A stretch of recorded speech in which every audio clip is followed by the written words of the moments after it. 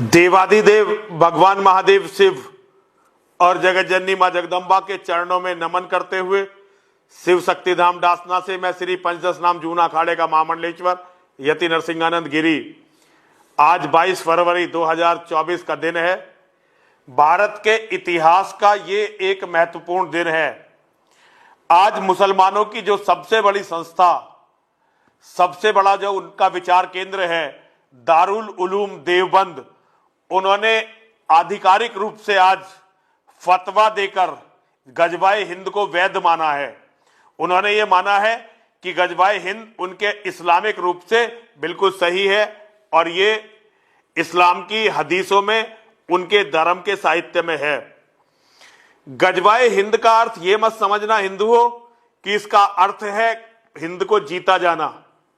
गजवाए हिंद का अर्थ है हिंदुस्तान को काफिरों से विहीन करना। ये प्रक्रिया आज से नहीं शुरू हुई है, ये प्रक्रिया मोहम्मद बिन कासिम से शुरू हुई और आज तक चली जा रही है। अभी तक गजवाए हिंद पूरा नहीं हुआ है और आजादी के बाद मुसलमानों की इतनी हिम्मत नहीं रही थी कि वे खुलकर गजवाए हिंद की बात कर सके।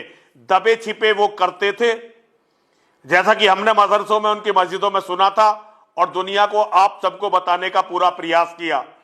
हम 27 साल से गजवाए हिंद के बारे में चिल्ला चिल्लाकर आपको बता रहे थे, आपने विश्वास नहीं किया हमारी किसी भी बात का।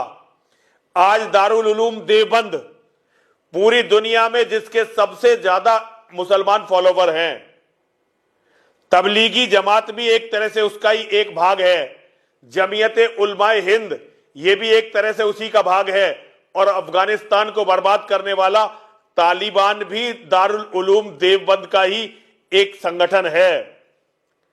आज इन्होंने ये घोषणा करने का साहस कर लिया है कि गजवाए हिंद इस्लामिक है। इसका अर्थ है कि अब ये इस स्थिति में आ गए हैं कि गजवाए हिंद की तरफ भारत को ले जा सके। हमारे यहां कोई भी इसकी चर्चा नहीं कर रहा है। इसके दो कारण हैं। एक तो बहुत सारे हिंदू समझेंगे ही नहीं कि उन्होंने इसकी घोषणा कर दी तो क्या खास बात हो गया। उन्हें तो पूरा विश्वास है कि मोदी जी के होते हुए, योगी जी के होते हुए चाहे बाकी सारे हिंदू मर जाएं, लेकिन उनका कोई कुछ नहीं बिगाड़ सकता। यह भारत के हर हिंदू को विश्वास है। एक कारण यह भी है कि वो इसका अर्थ नहीं समझते और एक कारण यह भी है कि हिंदू बहुत बुरी तरह डर गए हैं, वो इस पर चर्चा नहीं करना चाहते। जो लोग सोशल मीडिया पर बड़े हिंदुओं के योद्धा हैं, उन्होंने भी इसकी कोई खास चर्चा अभी तक मैंने नहीं देखी। मेरे बोलने के बाद करने लगे तो ये अलग बात है। हिंदुओं एक बात समझ लेना, मुसलमानों के नेता हमेशा सच बोलते हैं। जिन्ना सच बोलता रहा, इकबाल सच बोलता रहा, गांधी झूठ बोलता रहा, नेहरू झूठ बोलता रहा। ऐसे ही आज दारुल उलूम देवबंद सच बोल रहा है और आपके जितने भी नेता हैं वो बुश पर लीपने का कार्य कर रहे हैं। ये आज भारत के मुसलमानों ने ये आधिकारिक घोषणा कर दी है कि वो 100 करोड़ हिंदुओं की हत्या और उनकी महिलाओं को बलात्कार करके मंडियों में बेचने या अपनी रखेल बनाने के लिए तैयार हैं।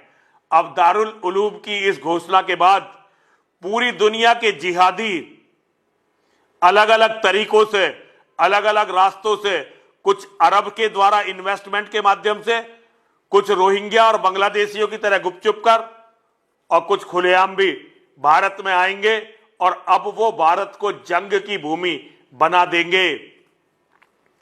आपकी क्या तैयारी है ये आप जानो, आपके नेता जाने, आपके तथाकथित धर्मगुरु जाने, लेकिन अब आने वाला भविष्य बहुत ही बुरा है।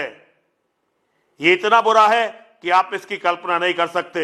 मैं तो मां और महादेव से केवल इतनी प्रार्थना कर सकता हूं कि वो आप सबको सद्बुद्धि दें। हर हर महादेव, हर हर महादेव, हर हर महादेव।